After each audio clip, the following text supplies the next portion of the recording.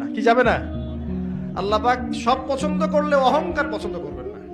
আল্লাহ পাক অহংকার পছন্দ করবেন। আল্লাহ পাক অনেক পাপ মাফ করে দিতে পারেন, অহংকার আল্লাহ পাক খুব কঠিন ভাবে ধরেন। আল্লাহ পাক খুব কঠিন ভাবে অহংকারীকে আল্লাহ পাক কখনোই পৃথিবীতে টিকতে দেন নাই। অহংকার আল্লাহ পাকের চাদর, এটা ধরে কেউ টান দিতে পারে না।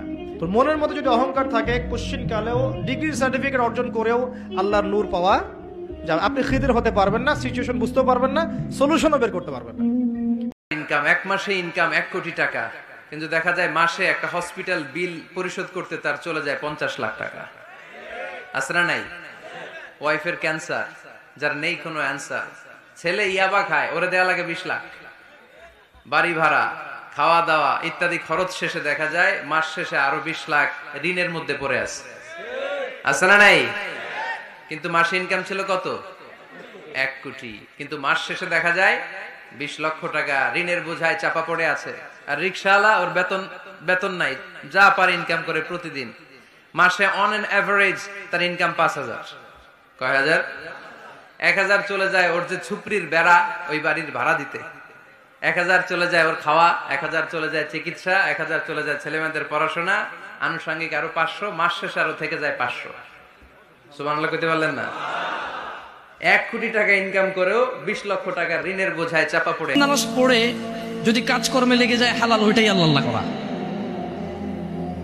সুবহানাল্লাহ বলা ইবাদত, আলহামদুলিল্লাহ বলা ইবাদত, আস্তাগফিরুল্লাহ বলা ইবাদত, 2 রাকাত নফল সালাত পড়া ইবাদত, 2 টাকা সাদকা করা ইবাদত, ওই ফজরের সালাত আদায় করে হালাল কর্মে গেলে ওইটাও ইবাদত। সো ইটস ইবাদত। আমার মূল টার্গেট হওয়া উচিত ইবাদত। কি আমার মূল টার্গেট হওয়া উচিত? কি? ইবাদত। কেন? ইবাদত করলে আমার নেকির পাল্লা ভারী হবে, আল্লাহর সাথে আমার সম্পর্ক গাঢ় হবে, আল্লাহর সাথে আমি ক্লোজ হব, অপরাধ প্রবণতা কমে আসবে আমার। আমার উচিত হচ্ছে টার্গেট নেওয়া, ইবাদত করা।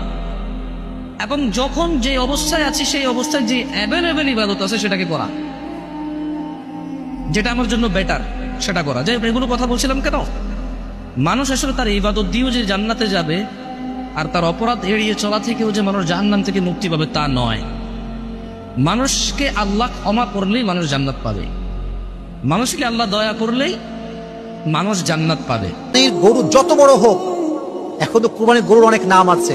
কেউ মেসি নাম রাখে কুরবানির গরু, কেউ বলে আমার গরুর নাম রোনালদো, কেউ বলে আমার গরুর নাম হিরো আলম। নামের কোনো শেষ নাই।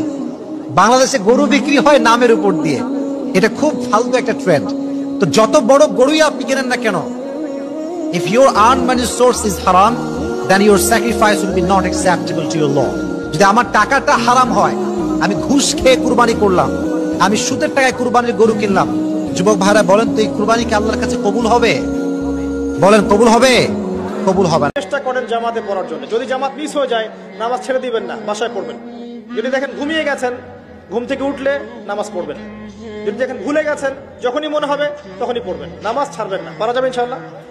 যুব সমাজকে বলবো, যাই করো তোমরা যা কিছুই করো না, কারো 5 ওয়াক্ত নামাজ ছেড়ো না।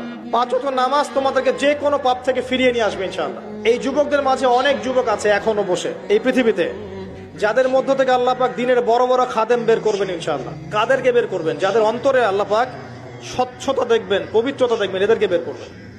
এমন অনেক মানুষ ছিল যারা মিউজিক করতো, ছেড়ে দিয়ে ইসলামের খেদমত করছে। এমন অনেক মানুষ ছিল যারা জেনা করেছে, পরে ফিরে এসে আল্লাহর দিনে দায়ী হয়েছে। এমন অনেক মানুষ আছে যারা বড় বড় কবিরা গুনাহ করেছে, পরে তওবা করে ফিরে এসে আল্লাহর দিনের খেদমত করছে। আছে না? এই মানুষগুলোকে আল্লাহ পাক হেদায়েত দিলেন কেন? উত্তর, তাদের কলবটা ছিল পরিচ্ছন্ন, সৎ অন্তর ছিল, আল্লাহর ভয় ছিল মনের মধ্যে। আল্লাহর ভয় থাকে, ফিরে আসবে ইনশাআল্লাহ। আমরা দোয়া করি আল্লাহ পাক তাদেরকে ফিরিয়ে দেখ। আমিন। ফিতনা যখন শুরু হয়, আযাব আর গজব যখন আসে, তখন খাস ভাবে শুধু জালিমদের উপরে আসে না, আলেমদের উপরও আসে, আল্লাহর ওলিদের উপরও আসে। তুমি দরগার মধ্যে বসে বসে জিকির করো, সমাজটারে ঠান্ডা করলা না কেন? তুমি তাসবিহ হাতে নিয়ে বসে আছো, সমাজের মধ্যে ক্যাসিনো ব্যবসা চলে কেমন করে? সমাজটারে তুমি চেঞ্জ করলা না কেন? তোরে বসে বসে জিকির করতে কইছে কে? তোরে তাসবিহ নিয়ে খেয়ে খেয়ে পেটটারে বড় করতে বলেছে কে? তুমি একা জান্নাতে যাবা, আযাব আর গজব তোমারও ছাড়বে না। চিল্লায় বলেন ঠিক কি না? ঈদের দিন এই কাজগুলো করতে যায় না। আতশবাজি করবেন না, এই পটকা টটকা ফুটাবেন না। বাচ্চারা, ছোটখাটো বাচ্চারা একটু মজা করতে চায়, সেটা আলাদা বিষয়, কিন্তু এগুলোকে ট্রেডিশন বানাবেন না। ঈদের দিনে ছেলে মেয়ে, গার্লফ্রেন্ড বয়ফ্রেন্ড রিক্সায় ঘুরবে না। ঈদের দিনে তারা একে অপরের সাথে দেখা করতে যাবে না। ঈদের দিনে সারাদিন ওই টিভিতে কি কি নতুন নাটক দিয়েছে, কি সিরিয়াল দিয়েছে, এগুলো দেখতে যাবেন না। রমজান মাসে আপনি কি কি শিখলেন?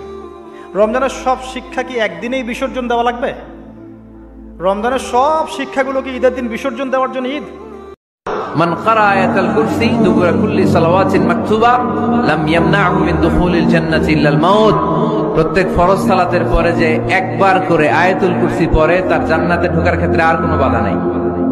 একটা জিনিস ছাড়া, মরণ। মরে না তাই জান্নাতে যায় না, মরলেই জান্নাতি। আরো জোরে পড়েন সুবহানাল্লাহ।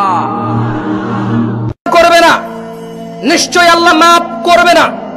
আইয়ু শুরাকা বিহি, যে আল্লাহর সাথে শিরক করলো, ওয়া ইয়াগফিরু মা দুনা যালিকা লিমান ইয়াশা, আর তিনি ক্ষমা করে দেবে যা খুশি, যা যা একেবারে যত অপরাধ আছে তিনি বলছেন ওয়া ইয়াগফিরু মা দুনা যালিকা লিমান ইয়াশা, আরে ক্ষমা করবো না শিরিক, একটা অপরাধ হোক, সেটা মাছি, ডাব, নারিকেল, হাঁস, মুরগি, অথবা একটা ফুল, অথবা এক পিস খাসির মাংস, অথবা দুইটা ঢোল বাজে তিন তারাং করে ড্যাং ড্যাং করা।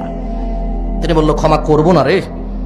তিনি বলেন ওয়া ইয়াগফিরু মা দুনা যালিকা লিমান ইয়াশা, আল্লাহ বলছে যে আমার ব্যাপার, যা খুশি বা ক্ষমা করবো। পুরো পৃথিবী পরিপূর্ণ পাপ নিয়ে, এটা আল্লাহর ব্যাপার। কার ব্যাপার? মর্জি কার, ইচ্ছা কার? আল্লাহ বলছে যে ওয়া মান ইউশরিক বিল্লাহ, যে আল্লাহর সাথে শিরক করলো, ফাকাদ দাল্লা দালালান বাঈদা, যে আল্লাহর সাথে শিরক করলো সে সবচাইতে পথভ্রষ্ট হলো। প্রেম বিশেষজ্ঞ হুজুর না, এগুলোতে আমি কিন্তু মজা পাই না। সে মজা পায় হয়তো, আমি কিন্তু এই জিনিসগুলোতে মজা পাই না। ওই যে সুরসুরি মার্কা প্রেমের ওয়াজ করে যুবকদেরকে হেদায়েত দেওয়া যাবে? এগুলো প্রেম নয়, এগুলো হচ্ছে জিনা। এগুলো কি? আরবাউন মিন সুনানিল মুরসালিন, 4টা সুন্নাত সব নবীরা আমল করেছেন। 1 নম্বরে খিতান, সব নবীরা সুন্নাতে খাতনা করেছে। 2 নম্বরে আসসিওয়াক, সব নবীরা মেসওয়াক করেছে। 3 নম্বরে আন-নিকাহ, সব নবীরা বিয়ে করেছে। 4 নম্বরে আল উতুর, সব নবীরা আতর মেখেছে। সুবহানাল্লাহ কইতে পারলেন না? সব হিসাব নিকাশ মিটানোর জায়গা দুনিয়া না। আল্লাহ পাক কিয়ামতের দিন বলে একটা দিন তো রেখেছেন। কে কতটুকু ভালো করলো, কতটুকু মন্দ করলো, কে অন্যায় করেছে, কে ঠিক করেছে, এটা হিসাব আল্লাহ করবেন। সব হিসাব এখানে হবে না। এজন্য মুসলিমরা হতাশ হয়ে যায়। এই দুনিয়াটা শুধু পরীক্ষা ক্ষেত্র।